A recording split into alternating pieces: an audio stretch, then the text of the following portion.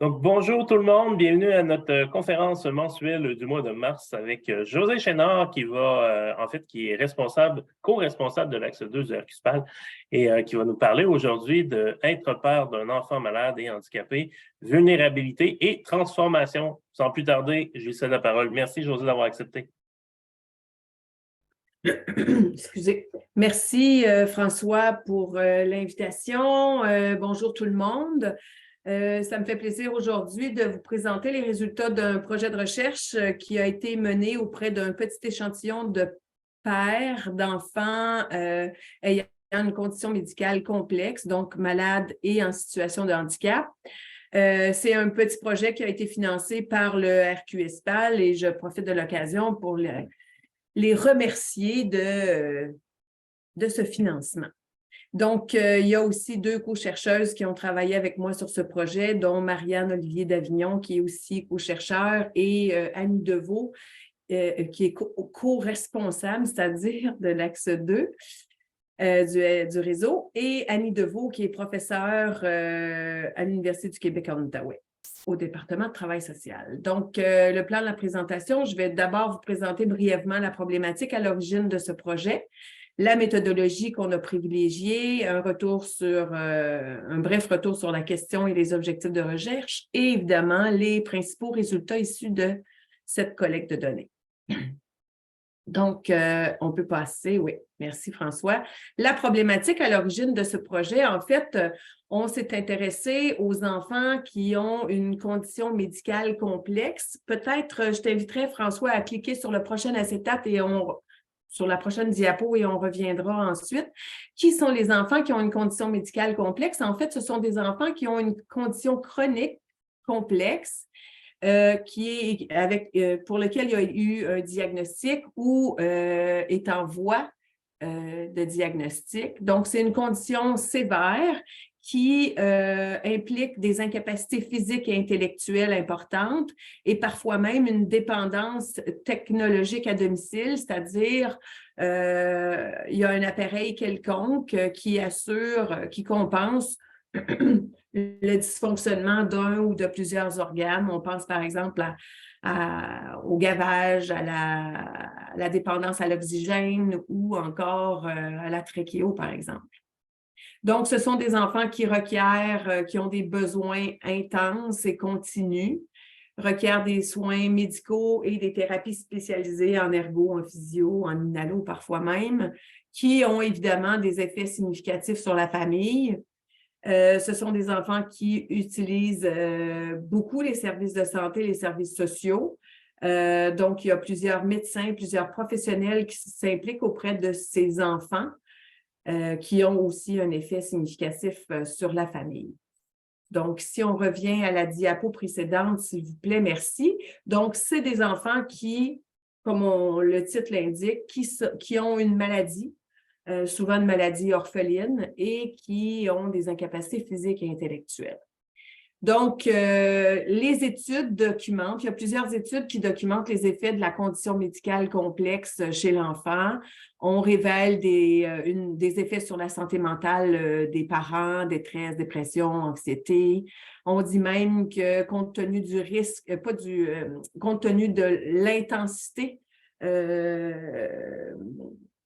de la durée de vie de ces enfants-là et du peu de services, etc. Ce sont des des parents qui sont à risque de mortalité prématurée. On dit aussi qu'ils sont à risque d'épuisement et certains enfants pourraient être dans ce contexte-là à risque de mauvais traitement. On parle aussi de tensions au sein du couple, d'un réseau social qui s'effrite, des réactions de la fratrie aussi, mais aussi la méconnaissance des besoins de la fratrie. Et on sait aussi que ce sont des parents qui sont exposés à des décisions difficiles et complexes.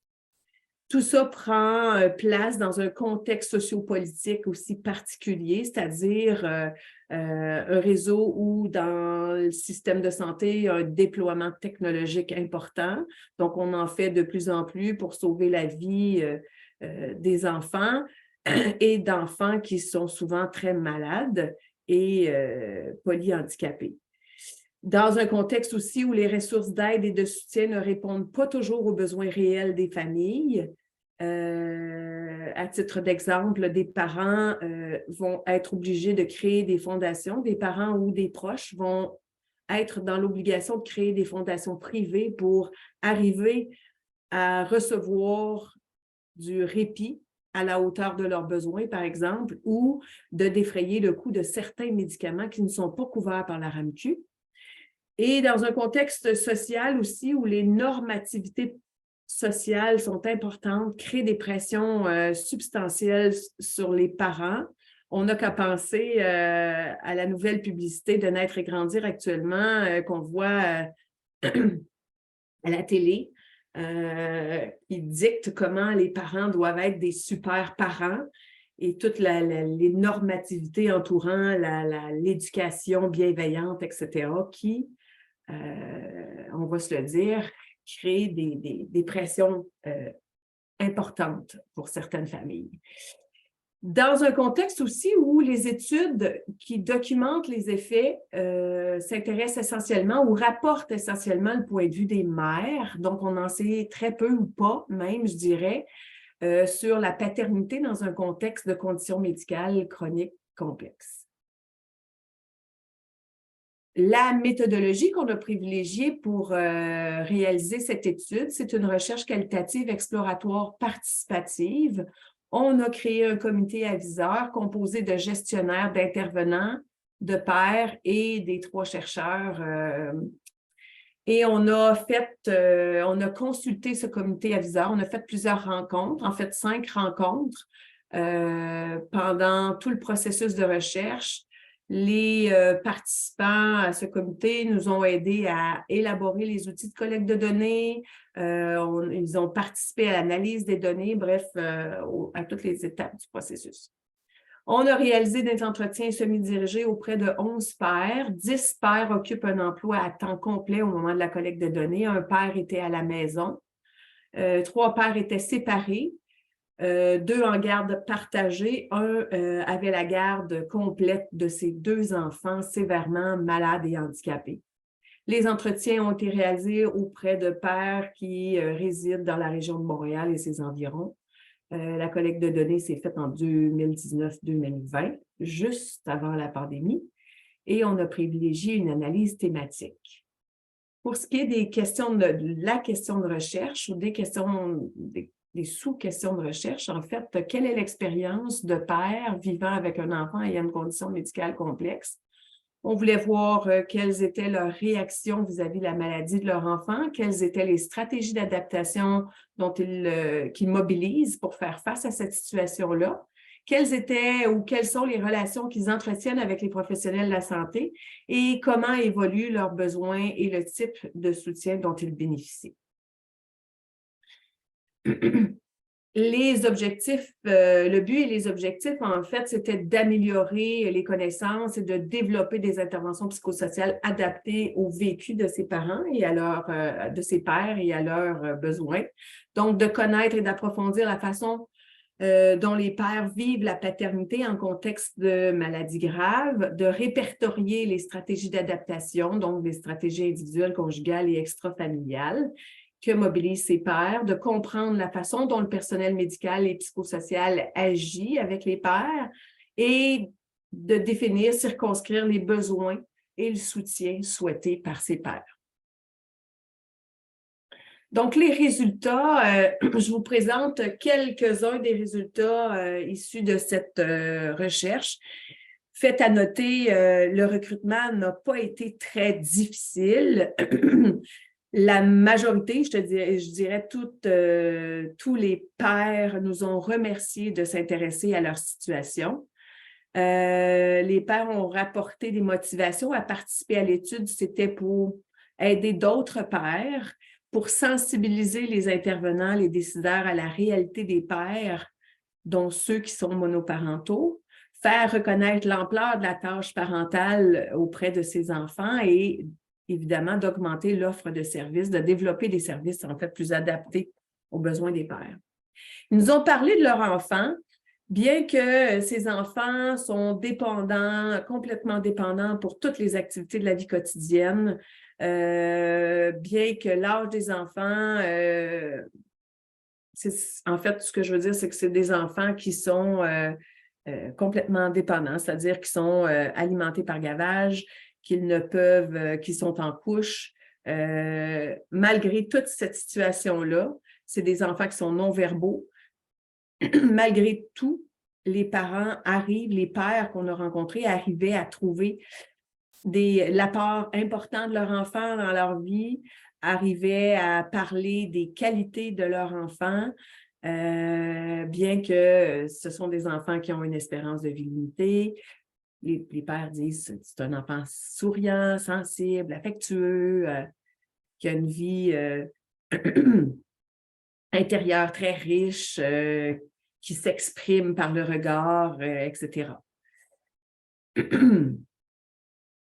Prochain, oui, merci. Les pères sont très impliqués. Les pères qu'on a rencontrés sont très impliqués dans la vie de leur enfant, dans les soins. Un père a décidé de ne plus accompagner son fils aux rendez-vous médicaux en raison du rôle qu'on lui attribuait lors de ses visites à l'hôpital, par exemple. Et là, il y a une citation, le père dit « Le fait que quand j'allais à l'hôpital avec elle, parlant de sa conjointe, il pouvait lui faire des prises de sang. Il n'était pas capable parce qu'il bougeait. Il piquait constamment, puis là, il pleurait. Ma job, c'était juste de le tenir. Tu sais, à un moment donné, c'est devenu trop. Et j'ai dit, je suis plus capable, fait que j'ai arrêté d'aller à l'hôpital pour ça. » Les pères parlent aussi de leur rôle parental, qui est décrit pour eux comme une priorité. Ils sont très investis dans les soins, le gavage, le changement des couches, les déplacements, bref, ils sont significativement impliqués. Les pères nous racontent leurs réactions au diagnostic ou à la vie avec cet enfant-là. Tous les pères ont exprimé de la peine, de la colère. Certains ont parlé d'un choc. C'est l'horreur. Certains parlent d'une douleur qui est très vive au point de considérer l'aide médicale à mourir pour son enfant, étant donné la stigmatisation sociale à l'égard de ces enfants qui sont polyhandicapés. Et là, le père numéro 4 qu'on a rencontré, mais moi, ma réaction quand je l'ai appris, ça va être dur à entendre, mais s'il y avait eu l'aide médicale à mourir pour Éloi, parce qu'il n'y a pas d'aide. On ne vit pas dans une société où, bien, on est au Québec, mais tu sais, quand je disais que les gens manquent d'humanité, bien, je trouve aussi qu'on vit dans une société qui manque d'humanité un peu. En fait, la première chose que j'ai pensé aussi, c'est que je me suis dit que si mon fils avait eu le cancer, il aurait eu plus de services, il aurait eu plus de sympathie des gens. Je ramène ça au concept de rentabilité, de performance, mais cet enfant-là, si on réussit à le sauver, il va être économiquement potentiellement important pour la société. D'autres pères, je dirais, parlent de l'espoir suscité par les technologies de la santé. Certains disent qu'il y a un instinct de survie, donc de tout faire pour sauver la vie de l'enfant. Et à mesure qu'il se développe, ben, ils se rendent compte que ce n'est pas toujours évident. Certains ont même exprimé le sentiment de devoir se battre pour protéger l'intérêt de leur enfant. Prochaine diapo. Des réactions, évidemment, qui s'estompent avec le temps. Il y a une routine qui s'installe, des services d'aide qui se mettent progressivement en place, un processus de deuil aussi qui fait son œuvre, c'est-à-dire une acceptation de la condition de l'enfant, d'avoir des attentes qui soient plus réalistes en fonction de la situation de l'enfant. Une santé aussi, une santé mentale qui s'améliore. Un père dit, oui, c'est ça, c'est que du coup, depuis 3 ans et demi, là, maintenant, les besoins sont moins grands parce qu'OK, je suis un peu plus fonctionnelle. Je suis capable d'être proactif au travail pour les rendez-vous, travailler, faire entrer de l'argent, tu sais, trouver des contrats. Doucement, doucement, c'est ça. Ça va vers le mieux. Puis les besoins sont plus comblés. Donc, je disais quelqu'un qui fait le ménage, des ressources en termes de soutien psychologique, émotionnel. Donc, doucement, doucement, ça commence à faire son lit. Des pères disent aussi le besoin de temps avant de demander de l'aide. Ce n'est pas juste ça, c'est juste aussi que même maintenant, il n'y a pas si longtemps, je n'aurais pas été prêt non plus à prendre du temps pour ça. Parce que pour la psychologie, mettons de l'aide psychologique ou de l'aide de coach, parce que je jugeais que ça marchait, je réussissais à assumer mes tâches, je pense que Donc, on entend là que avec le temps, les pères réalisent que c'est pas évident et que c'est le temps qui leur permet de demander quand ils demandent de l'aide. L'expression de leurs émotions, les pères nous disent, quelques pères nous ont parlé de leur grande sensibilité, mais on remarque une tendance à se replier sur soi. Les pères se disent vigilants pour ne pas s'enfoncer dans la souffrance, mais ils attendent longtemps avant de s'exprimer. Ils ont une grande capacité à garder à l'intérieur de soi. Et un père dit, par exemple, je suis capable d'attendre, puis OK, je déplace le problème pendant un certain temps. J'ai cette capacité-là qui n'est pas forcément bonne, parce qu'après, à rebours, il y a un trop-plein, et puis par moment, j'explose. C'est difficile pour certains pères de s'exprimer. C'est des choses, et là, il y a une citation, c'est des choses qui me rendent très triste. Mais comme je suis triste, c'est que je ne peux pas le dire parce que tu ne dis pas ces choses-là. Tu ne peux pas le dire. Ça te rend une face bête. Fait que là, c'est où la relation elle commence à détériorer. Et plus que tu es bête, plus que ça se détériore et la tristesse, ça s'en va, puis ça reste jour après jour. Certains pères nous disent on a remarqué qu'ils ont tendance à nier la douleur psychologique qui, à un moment, devient physique et là, c'est plus facile pour eux de consulter. Les effets sur la santé des pères, on l'a senti, on l'a ressenti aussi quand on a fait les entretiens.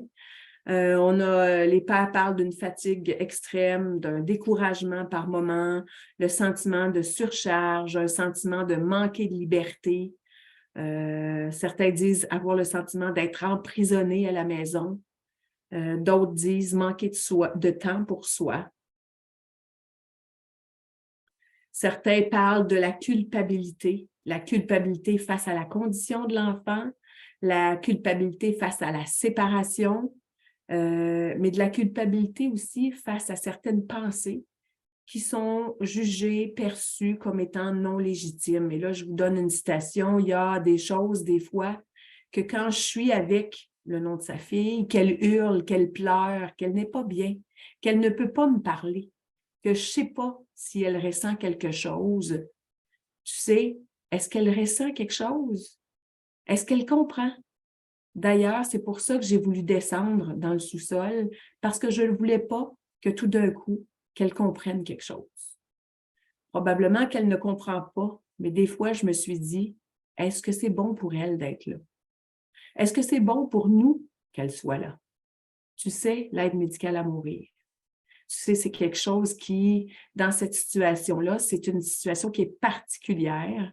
Puis des fois, quand ça me passe par la tête, je me dis juste que je ne veux pas être fermée. Je me fais un peu comme un père, comme un genre de reproche, de culpabilité, de culpabiliser de le dire. Hey, comment tu peux penser à ça? Comment tu peux... C'est ta fille, c'est un être vivant. Puis toutes les discussions pro-vie, quand tu as un fœtus, puis il est bien formé, pas bien formé, à un moment donné, c'est toutes ces choses-là. Comment la société va évoluer. Voilà. Donc, on voit que ce père-là pense à l'aide médicale à mourir, mais vit beaucoup de culpabilité à l'idée de penser à ça pour sa fille.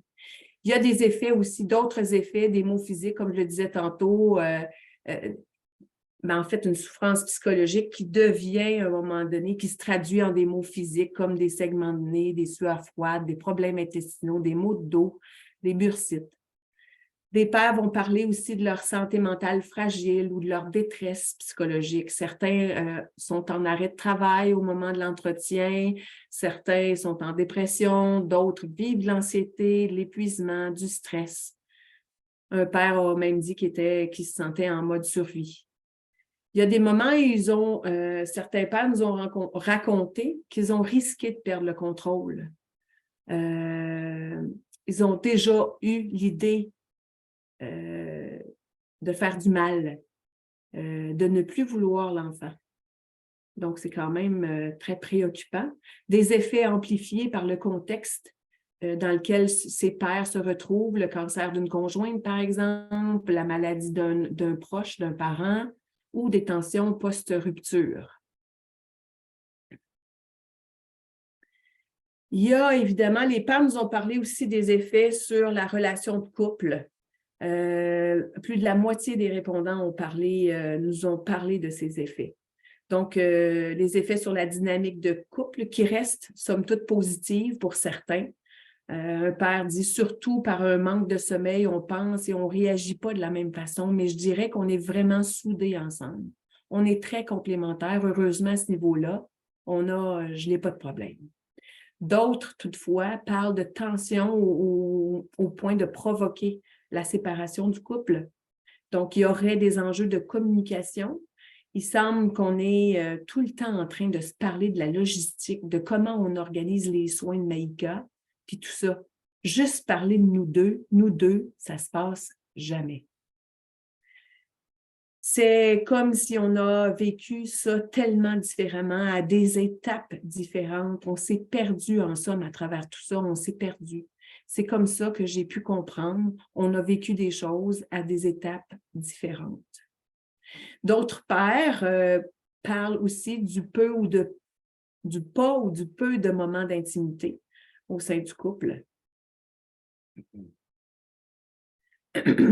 On a remarqué une répartition assez traditionnelle des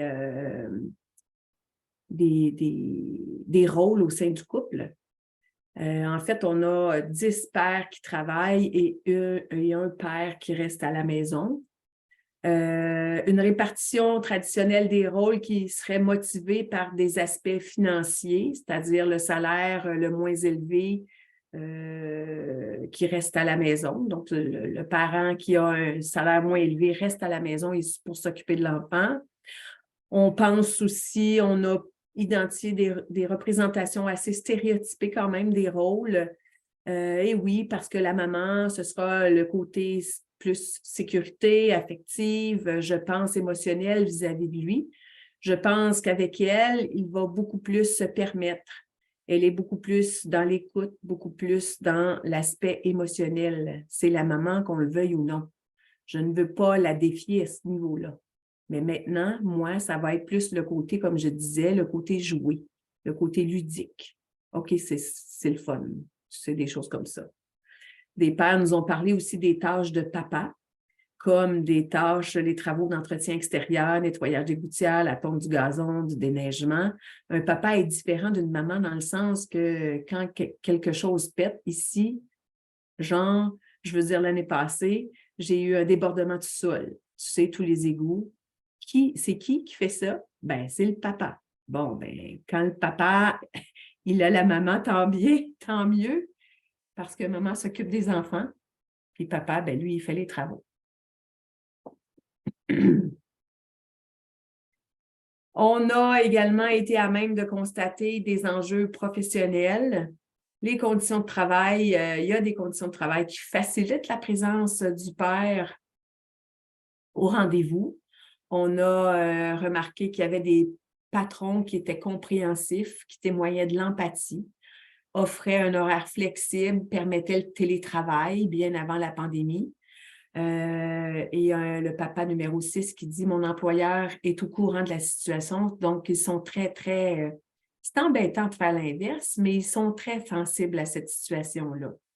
Moi, j'allais à la physio, au rendez-vous en neuro, beaucoup. Donc, il y a un suivi comme ça qui se fait.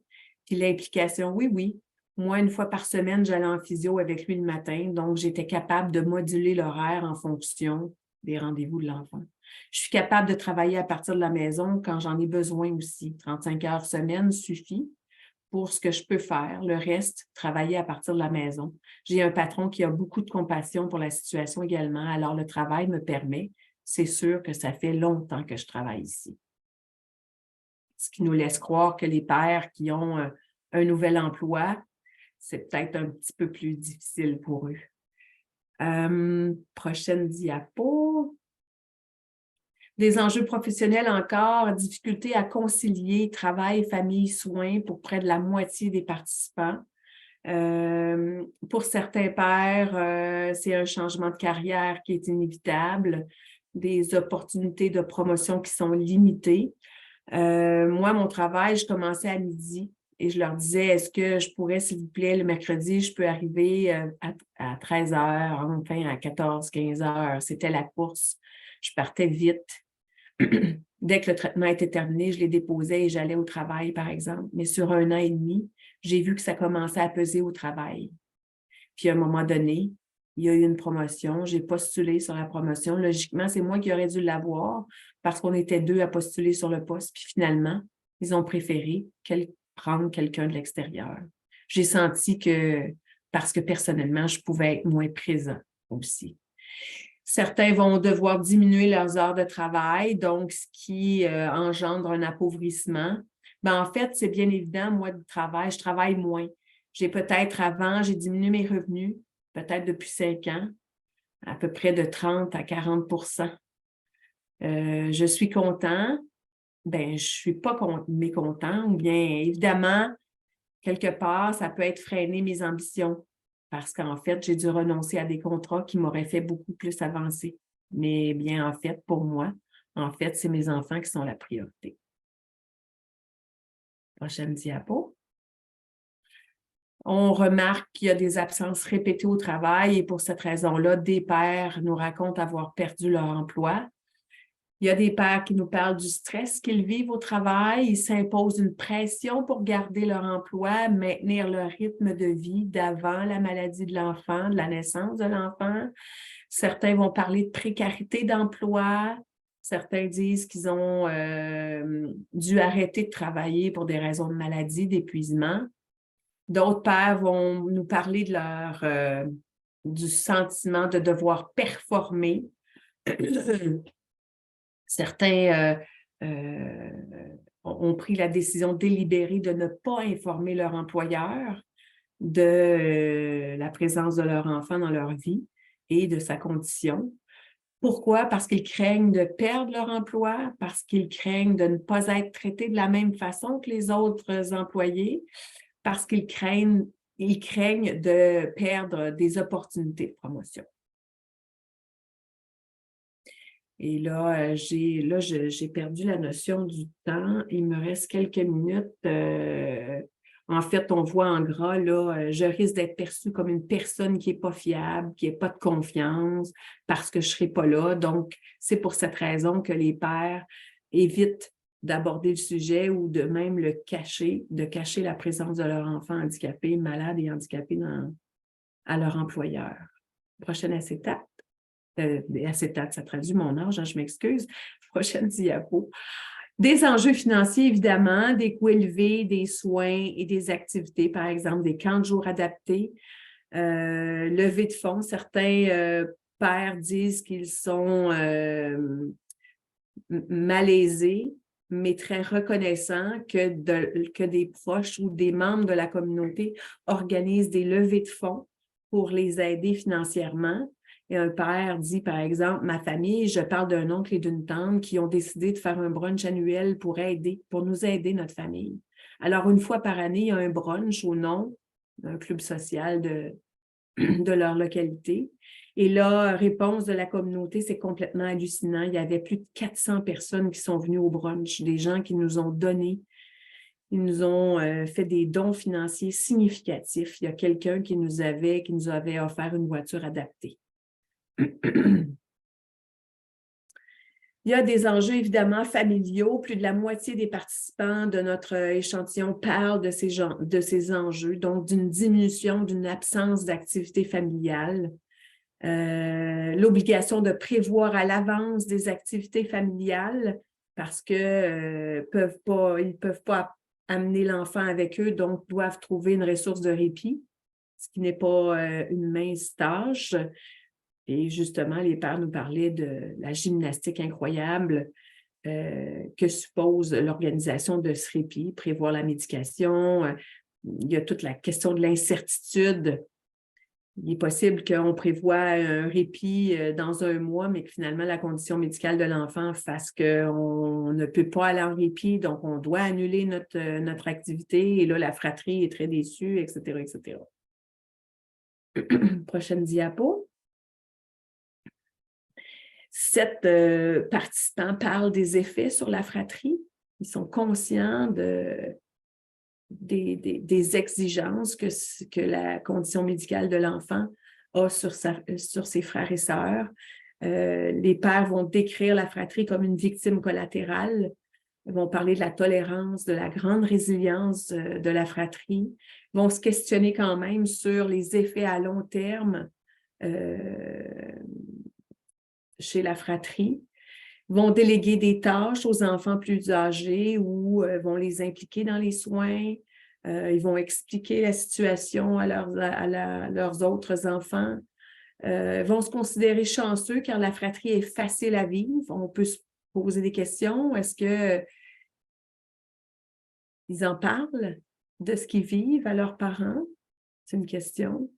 Les réactions, certains frères ou sœurs vont avoir des réactions verbales, vont l'exprimer verbalement. Je me rappelle très bien, mon fils aîné avait 8 ans quand Félix avait à peu près 4 ans.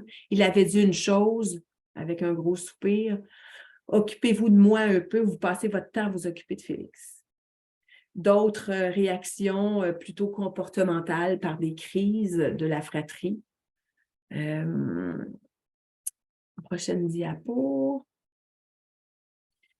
Des pères nous ont parlé des conséquences sur la relation qu'ils ont avec la fratrie. Ils sont, à certains égards, très impliqués auprès de l'enfant malade, ce qui fait qu'ils ont moins de temps à consacrer au frère ou à la sœur.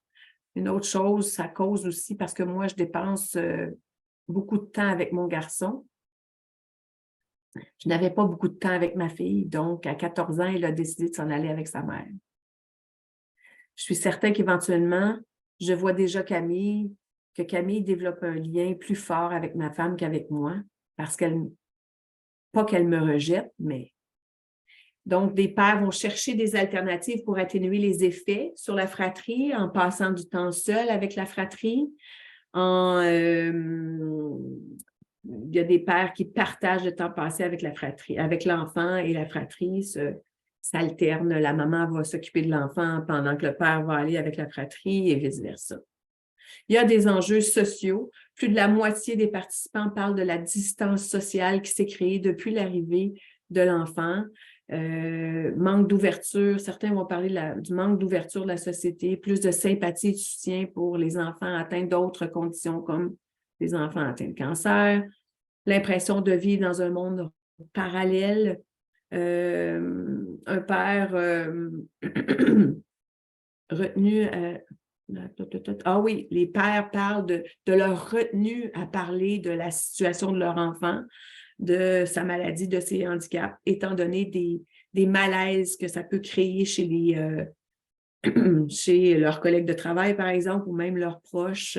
Des fois, ils vont sentir de la pitié, des fois, ils vont sentir que c'est une curiosité qui est plutôt déplacée. Certains vont être méfiants par rapport aux intentions des autres, de leurs proches. Prochaine diapo. D'autres enjeux sociaux, de la déception à l'égard des proches. Certains s'attendaient à ce que leur mère, leurs parents, c'est-à-dire les grands-parents, soient plus impliqués, ce qui n'est pas nécessairement le cas, ce qui crée de la déception. Dans certains cas, certains disent que c'est une distance qui s'installe, mais une distance sociale qui est délibérée, c'est-à-dire les gens ne comprennent pas, ils ont des maladresses, des jugements, donc ils décident eux-mêmes face à ces réactions de s'isoler. D'autres vont exprimer plutôt de la déception ou de la tristesse devant cet isolement social. Ils disent que l'isolement devient quelque chose qui est plus lourd que d'avoir un enfant handicapé. Mais on voit qu'il y a quand même une mobilisation de certaines communautés autour de ces familles. Des stratégies d'adaptation, donc des stratégies de renoncement.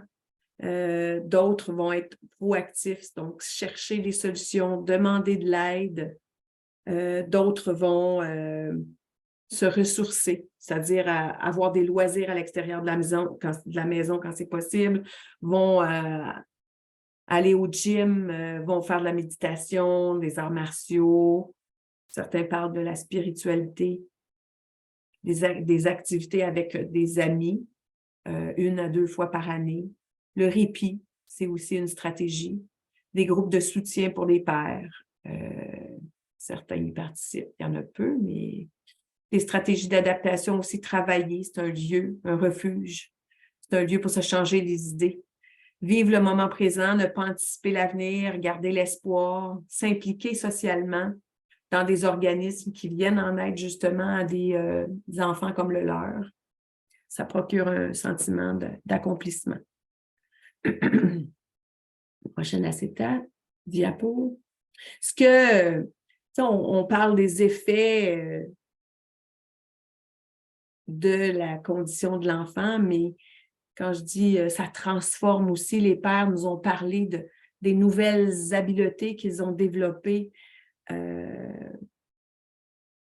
grâce à la présence de cet enfant différent. Certains se disent plus empathiques, se sentent plus sensibles vis-à-vis d'autrui. Certains ont développé plus d'ouverture face aux autres, face à la différence. Certains disent qu'ils ont développé un sens de l'organisation parce que c'est très exigeant, l'organisation, de gérer les priorités, etc. Certains parlent de la propension à chercher le bonheur dans les petites choses de la vie.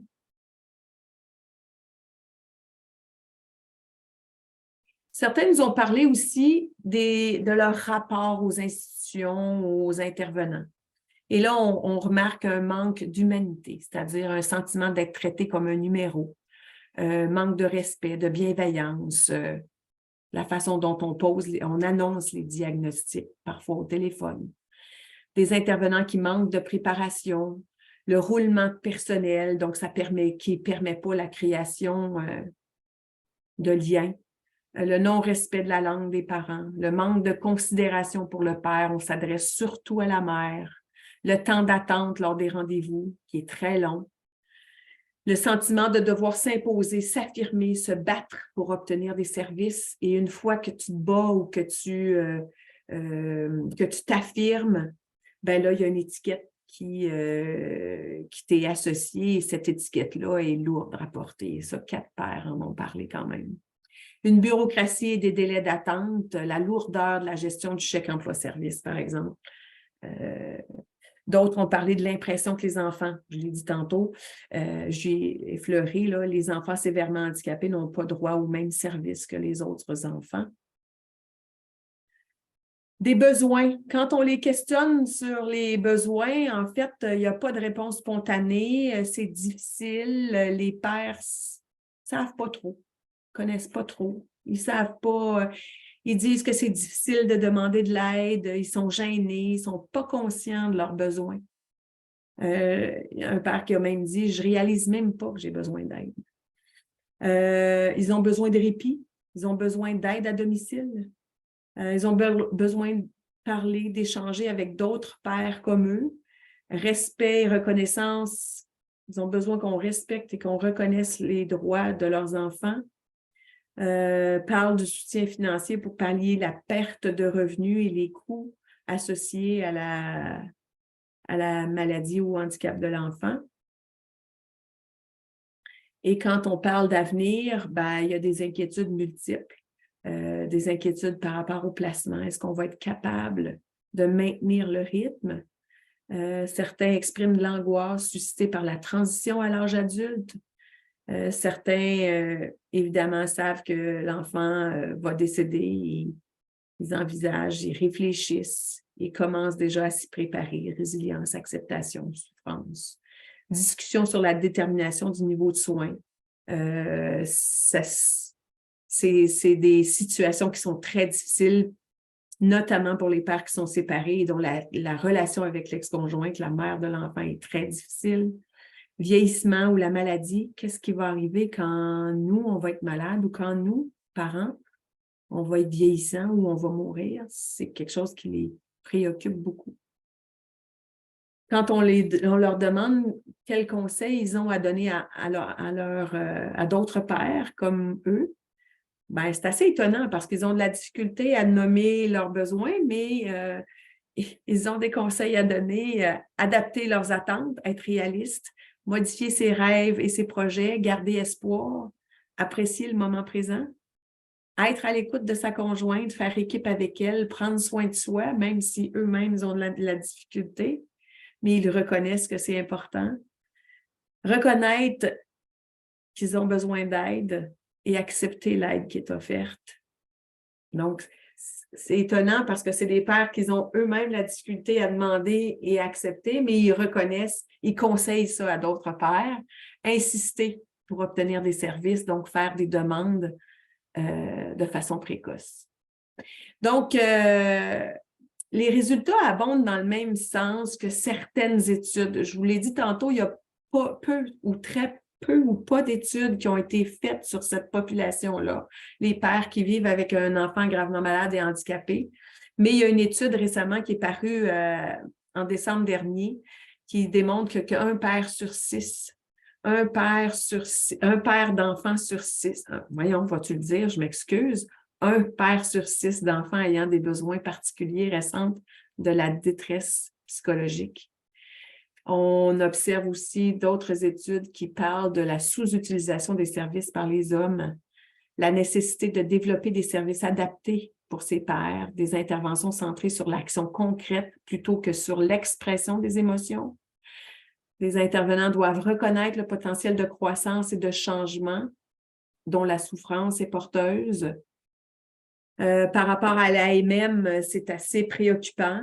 On peut se poser des questions par rapport à ce contexte. Dans quel contexte ces réflexions des pères émergent? Ce que j'ai pu observer, c'était dans des contextes de santé mentale fragile, de dépression, de tension conjugale, de ressources jugées insuffisantes à domicile. Il y a des études au Canada, on commence à s'intéresser à ces questions d'aide médicale à mourir en pédiatrie, notamment par rapport aux jeunes, les mineurs matures.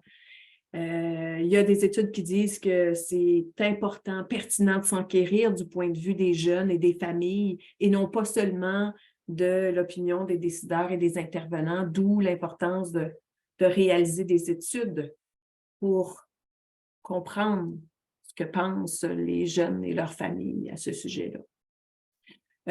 Conclusion, on se rend compte que c'est un contexte, la paternité dans un contexte de maladie grave et de handicap, il y a beaucoup de vulnérabilité, mais c'est quand même une expérience aussi qui transforme les pères, qui a à certains égards des effets positifs. On a, je pense, une responsabilité sociale à l'égard de ces enfants, de ces familles. Donc, il va falloir mettre en place des services adaptés pour eux. Bien-être psychologique, faut s'assurer du bien-être psychologique des pères devenus des personnes proches aidantes. On a des ressources disponibles, s'assurer de mettre en place des ressources disponibles pour soutenir les parents, les enfants et les parents, les pères particulièrement. Je pense qu'il faudra envisager de l'éducation, de la sensibilisation à la réalité des pères et des familles qui vivent avec un enfant malade et en situation de handicap.